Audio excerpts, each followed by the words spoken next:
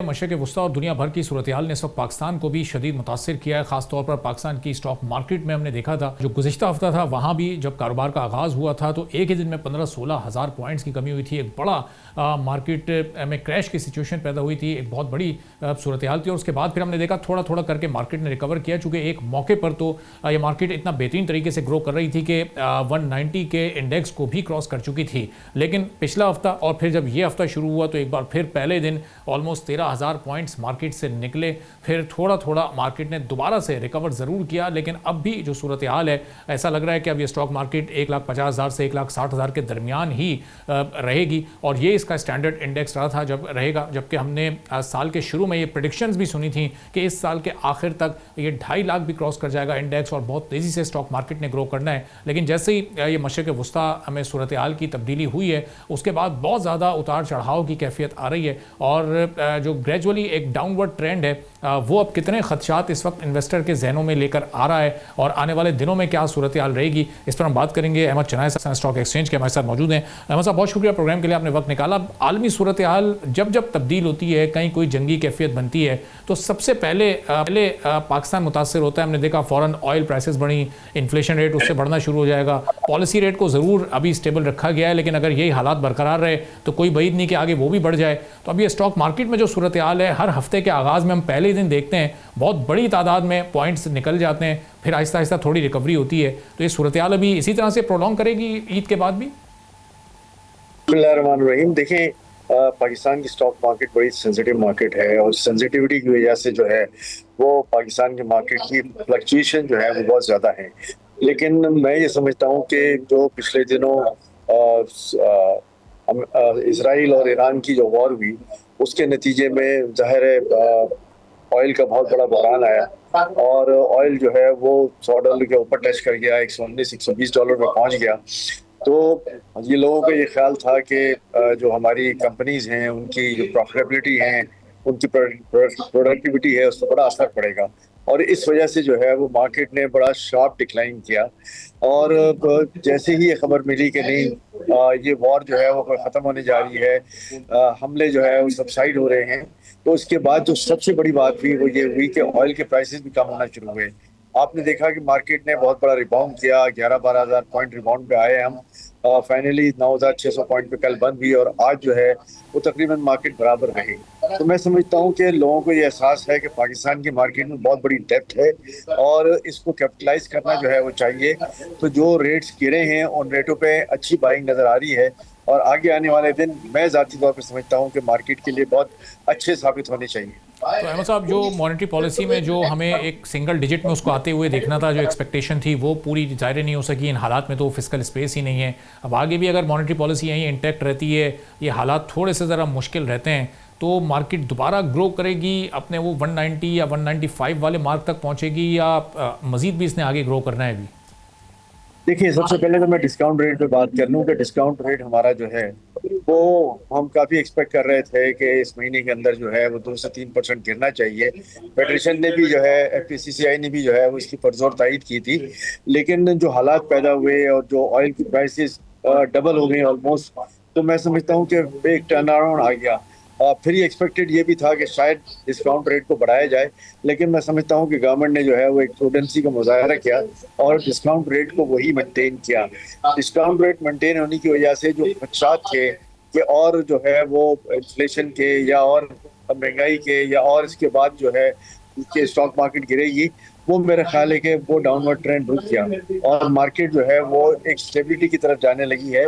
आगे जाकर मैं ये समझता हूँ कि जो हमने 190 191 देखा था उस पर भी मार्केट जा सकती है, इसमें कोई ऐसी बड़ी बात नहीं है। पाकिस्तान की स्टॉक मार्केट में डेप्थ है, लोगों की एपिटाइट है और जो रिजल्ट्स आए हैं कंपनीज के वो बहुत बेहतर आए हैं।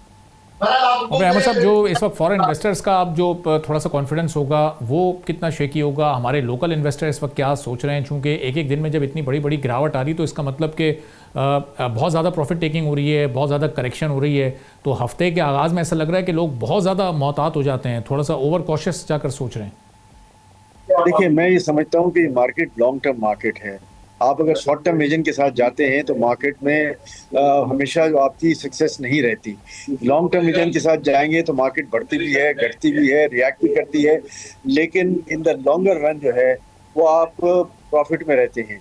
जिन लोगों ने सस्टेनेबल तरीके से मार्केट में स्टे ऑन किया, इन्वेस्टमेंट्स अपनी डाले रखी, मैं समझता हूं कि वो हमेशा फायदे में रहे हैं और आज भी फायदे में रहेंगे कि मार्केट 191 टच करके अगर 147 पर आई है तो फिर हम ये भी देख रहे हैं कि मार्केट 160 रेंज बाउंड चल रही है और आगे जाके मार्केट में बढ़ने की गुंजाइश मौजूद है। तो मेरी एडवाइस इन्वेस्टर्स के लिए हमेशा ये होगी कि लॉन्ग टर्म विजन के साथ मार्केट में आए, मार्केट में इन्वेस्टमेंट करें और मार्केट को वॉच करते रहें। रोज हम मार्केट से एग्जिट करने की और एंटर करने की बात मैं समझता हूं कि एक लॉन्ग टर्म इन्वेस्टमेंट के लिए मुनासिब नहीं है। और अहमद साहब, हमारे जो मैक्रो इंडिकेटर्स हैं वो अभी भी, इन्फ्लेशन रेट भी अभी भी हमें थोड़ा कंट्रोल में दिखाई दे रहा है। अभी जो ऑयल प्राइसेस बढ़ी हैं अभी उसके वो असरात मुकम्मल तौर पर आए नहीं है, चंद दिन शायद और लगें, लेकिन हमने फिर फौरी तौर पर इसमें कमी भी देखी। तो अब जो रिलीफ इस वक्त ड्यू है पब्लिक के लिए, क्या वो फौरी तौर पर मिलना चाहिए और वो मिलेगा भी आगे? आप क्या फोरकास्ट करेंगे? कुछ ऐसा नज़र आ रहा है आपको? मैं समझता हूँ हमारे मुल्क के जो मैक्रो इंडिकेटर्स हैं वो बिल्कुल ठीक हैं, बिल्कुल करेक्ट पोजीशन में हैं। हमारी बैलेंस ऑफ पेमेंट, हमारी बैलेंस ऑफ ट्रेड, हमारी इन्फ्लेशन का जो रेशो है और इसके बाद फिर हमारा डिस्काउंट रेट, ये सारी चीज़ें जो है वो मैनेज हो रही हैं, इंक्लूडिंग दी डॉलर रेट। तो जब ये 4-5 चीज़ें मैनेज हो रही हैं तो इंडिकेटर्स बेहतर हैं, इंडिकेटर्स गिर नहीं रहे हैं हमारे। जहाँ इंडिकेटर्स बेहतर हों वहाँ मैं समझता हूँ लॉन्ग टर्म विजन, फिर मैं ये कहूँगा कि उसके साथ मार्केट में स्टे ऑन करें और मार्केट जो है वो बहुत अच्छी प्रोडक्टिविटी देगी। जहाँ तक ताल्लुक है फॉरेन इन्वेस्टर्स का, देखिए फॉरेन इन्वेस्टर्स की अपनी एक स्ट्रैटेजी के तहत मार्केट में आते हैं, उस स्ट्रैटेजी के तहत बाहर जाते हैं और उनका आना जाना का सिलसिला जो है वो लगा रहता है। जहाँ उन्हें नजर आता है कि मार्केट अट्रैक्टिव है वो मार्केट में जरूर एंटर करते हैं और जहाँ वो ये समझते हैं कि अब मार्केट गिर जाएगी तो वो मार्केट से एग्जिट भी कर लेते हैं। लेकिन मैं समझता हूँ कि लोकल स्ट्रैटेजी जो है वो इंटरनेशनल स्ट्रैटेजी से बिल्कुल डिफरेंट है और जाहिर है जो फॉरेन इन्वेस्टर्स हैं वो बहुत जल्दी घबरा जाते हैं। लोकल इन्वेस्टर्स को ये पता है कि जी खुदा ना खास्ता जिस फैक्ट्री में या जिस इंडस्ट्री में उन्होंने इन्वेस्ट किया है, खुदा ना खास्ता उस पर बॉम्बिंग नहीं हुई, खुदा ना खास्ता वो तबाह बर्बाद नहीं हुई, बिजनेस एज यूजुअल चल रहा है। तो जहाँ बिजनेस एज यूजुअल चल रहा हो वहाँ मैं समझता हूँ कि बेहतर अंदाज में जो है वो लोग आगे बढ़ सकते हैं। और अहमद साहब, जो इस वक्त एक्सपोर्ट का जो बिज़नेस मुतासर हुआ है, वो लोग जो एक्सपोर्ट करते हैं, ज़ाहिर जो सी ट्रेड है उसके बंद होने से या स्लो डाउन होने से बहुत एक असर पड़ रहा है, उससे हमारा ट्रेड डेफिसिट भी बढ़ सकता है। तो ये उस तरफ कोई ऐसा रिलीफ या कोई ऐसी पॉलिसी साजी गवर्नमेंट की तरफ से कोई दोबारा आनी चाहिए? अभी थोड़े से पहले ही एक पैकेज अनाउंस किया गया था और वही काफ़ी नहीं था कि अब ये नई मुश्किल भी आ खड़ी हुई है। तो अब सिचुएशन किस तरफ जाती देख रहे हैं? देखिए ये अनफोर्सीन सर्कमस्टांसेस हैं, मगर मैं ये समझता हूँ कि इस सूरत हाल पर हम काबू पा लेंगे। अगर शिपमेंट्स डिले हुई हैं तो मैं समझता हूँ कि बहुत जल्द जो है वो शिपमेंट्स ओपन अप भी हो जाएंगी। इस वक्त बातें हो रही हैं हरमुज के बेल्ट को खोलने की ईरान की तरफ से कुछ शराइ के साथ। तो मैं समझता हूँ कि पाकिस्तान बाय एंड लार्ज अपनी एक्सपोर्ट्स को मुतासर नहीं करेगा, ना ही पाकिस्तान की ऑयल की इम्पोर्ट जो है वो मुतासर होगी। ऑलरेडी कल की न्यूज़ ये है कि 1,80,000 के करीब बैरल जो है वो जहाज़ पाकिस्तान आ चुके हैं, मजीद 2 जहाज़ जो है वो सऊदी अरब में लोड हो रहे हैं। तो ये अच्छी पॉजिटिव न्यूज़ है और इस पॉजिटिव न्यूज़ के साथ हम आगे बेहतर तरीके से हमारी इकोनॉमी की फोरकास्ट कर सकते हैं। सब्सक्राइब करें और बेल दबाएं ताकि कोई खबर रह न जाए।